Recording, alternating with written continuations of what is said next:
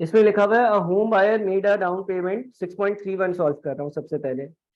6.31 में लिखा हुआ है a home buyer made a down payment of ₹200,000। Down payment जो है वो 2 लाख रुपए की है। And will make payments of ₹75,000 each 6 months for 15 years। The cost of fund is 10% compounded semi annually. What would have been equivalent cash price for the house? How much will the buyer actually pay for the house? सबसे पहले cash price की बात करते हैं। Cash price किसके बराबर होती है? कैश प्राइस बराबर होती है डाउन पेमेंट प्लस लोन।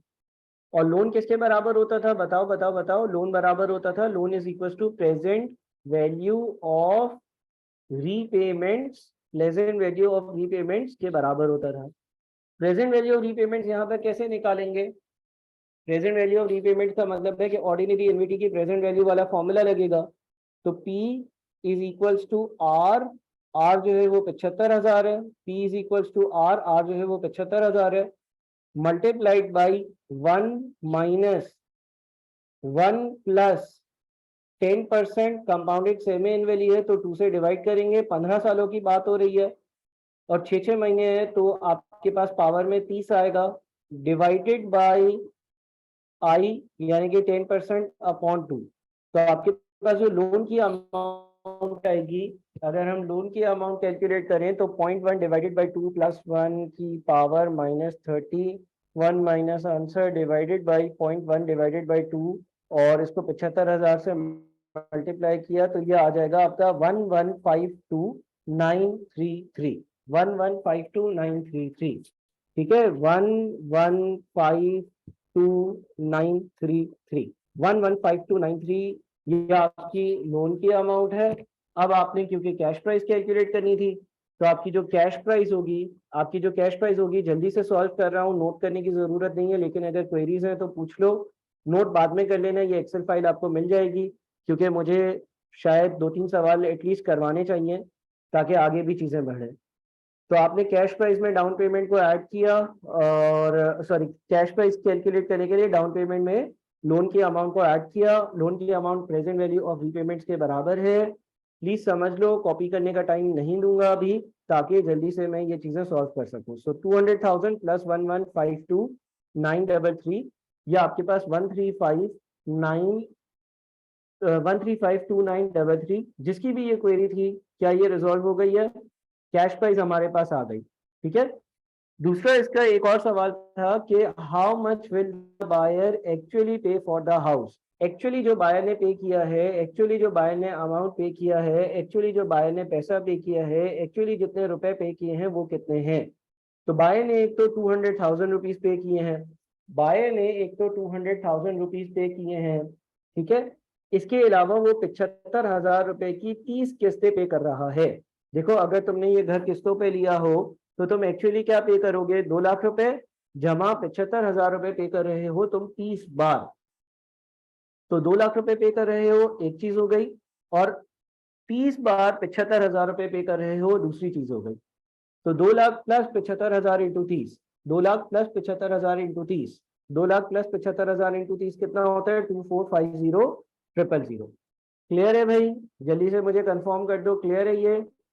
आपके पास जो पैसे, एक तो कैश प्राइस हो गई 1352933 और एक्चुअली आपने जो पे की है वो 2450,333 है। ये दो चीजें इसने पहले रिक्वायरमेंट में पूछी थी। दूसरा आपका जो सवाल है वो है 6.32। 6.32 में लिखा हुआ है an individual plans to borrow 400,000 to buy a new car. एक बंदे ने जो है वो 4 लाख रुपए बोरो करने का फैसला किया है, 4 लाख रुपए उधार लेने का फैसला किया है नई गाड़ी खरीदने के लिए। The loan will be for 3 years। ये उधार 3 सालों के लिए होगा at a 12% annual rate compounded monthly. ठीक है। He can pay 12,500 per month during the first year. what amount will he be required to pay during the next 2 years in order to repay the loan? अब ये बड़ा मजेदार सवाल है। देखो, आज है ईयर नंबर 0। ठीक है। आज इसने 4 लाख रुपए का लोन ले लिया, बात समझ में आई? आज इसने 4 लाख रुपए का लोन ले लिया, ये बात समझ में आई? कितने सालों के लिए लिया? 3 सालों के लिए। तो ईयर 1 आया, ईयर 2 आया, ठीक है ना, ईयर 1 आया, ईयर 2 आया और ईयर नंबर 3 आया। अच्छा, फिर लिखा हुआ है the loan will be for 3 years, 3 सालों के लिए होगा ये loan, at a 12% interest percent annual rate compounded monthly, he can pay 12,500 per month during the first year. पहले साल के हर महीने, पहले साल के हर महीने, पहले साल के हर महीने ये 12,500 रुपए रीपे कर रहा होगा। पहले साल के हर महीने ये 12,500 रीपे कर रहा होगा, यानी कि 12,500 पे किए 31 जनवरी को, 31 फरवरी को 12,500 पे किए, इस तरह से 12,500 12,500 12,500 12,500 पे कर रहा होगा। लेकिन ये जो 12,500 12,500 12,500 12,500 पे कर रहा है, ये पहले साल कर रहा है। The loan will be for 3 years, loan 3 सालों के लिए होगा। He can pay 12,500 per month during the first year, पहले साल के हर महीने ये 12,500 पे करेगा। What amount will he be required to pay during the next 2 years in order to repay the loan? अगले 2 सालों में, अगले 2 सालों में ईयर नंबर 1 और ईयर नंबर 2, ये जो 2 साल हैं, ईयर नंबर 1 और ईयर नंबर 2 ये जो 2 साल हैं, ठीक है ना, इनके हर महीने क्या अमाउंट पे करेगा ये बताना। पहले मुझे कंफर्म करते हैं, सवाल समझ में आया है नहीं? कुछ समझ में आया?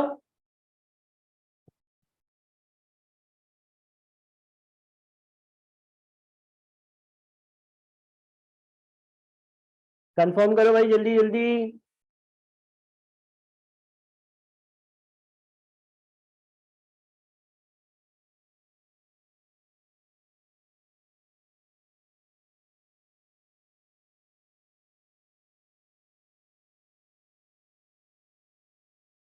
हाँ भाई, कोई मसला? अच्छा, अब लोन की अमाउंट किसके बराबर होती है?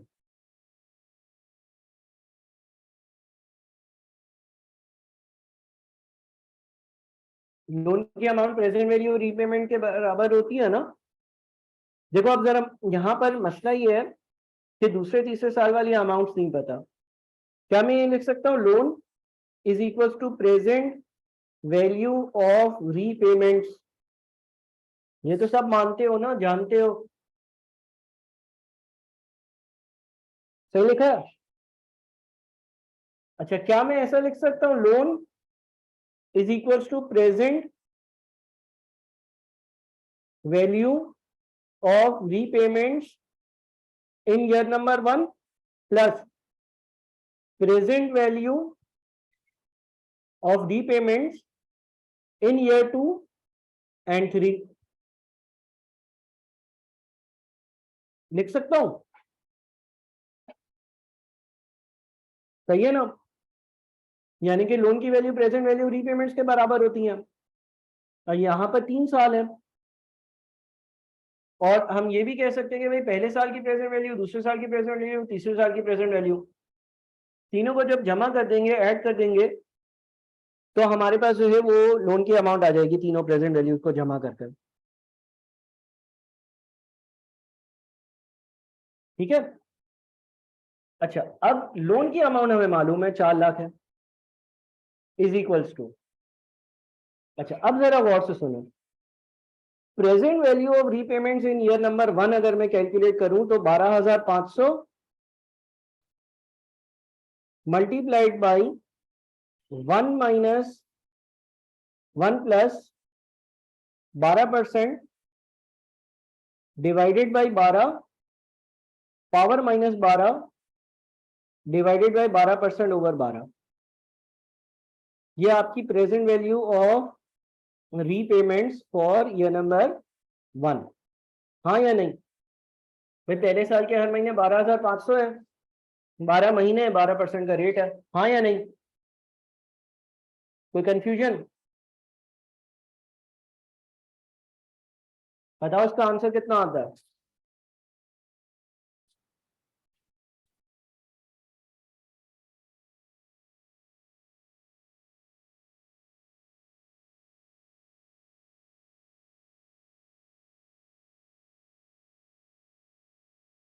वन 40688। तो हम ये लिख सकते हैं ना, चालक इज इक्वल्स टू, चालक इज इक्वल्स टू क्या, चालक is equals to 140,688 plus present value of repayments of years 2 and years 2 and 3। Done हो गया?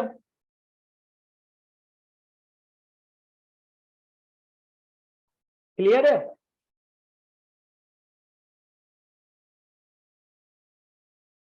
अच्छा, अब जरा इन दोनों को माइनस करो,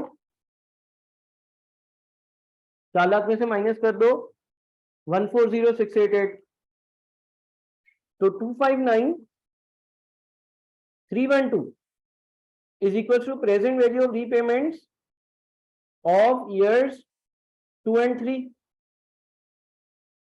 यहां तक पहुंच गए?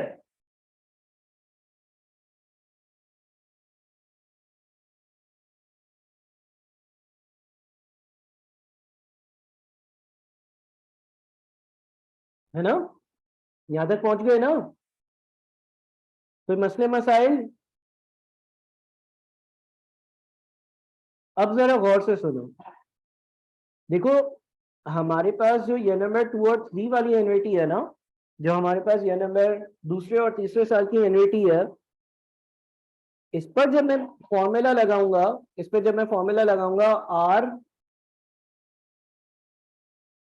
Multiplied by 1 minus 1 plus 12% divided by 12 power minus 24 divided by 12% over 12, तो ये कहां आएगा?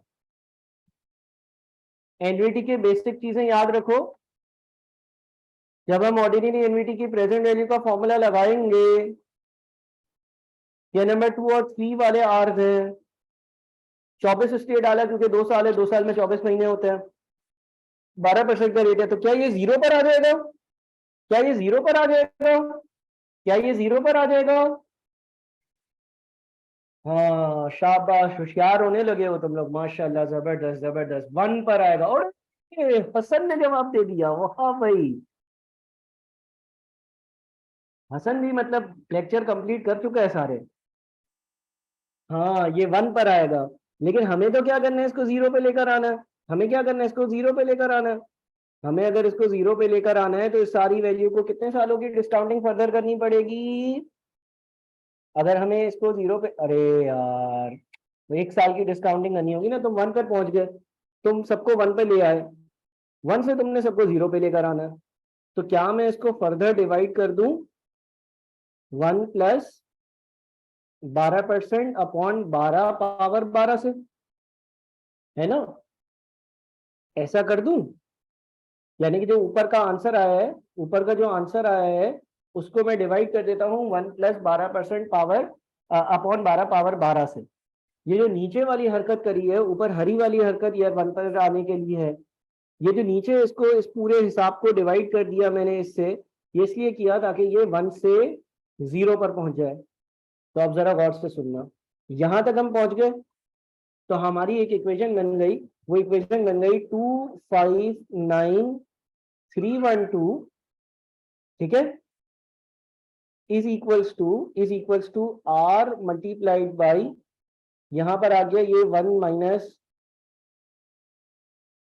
1 प्लस 12% डिवाइडेड बाई 12 की power minus 24 divided by 12% upon 12 divided by 1 plus 12% upon 12 power 12।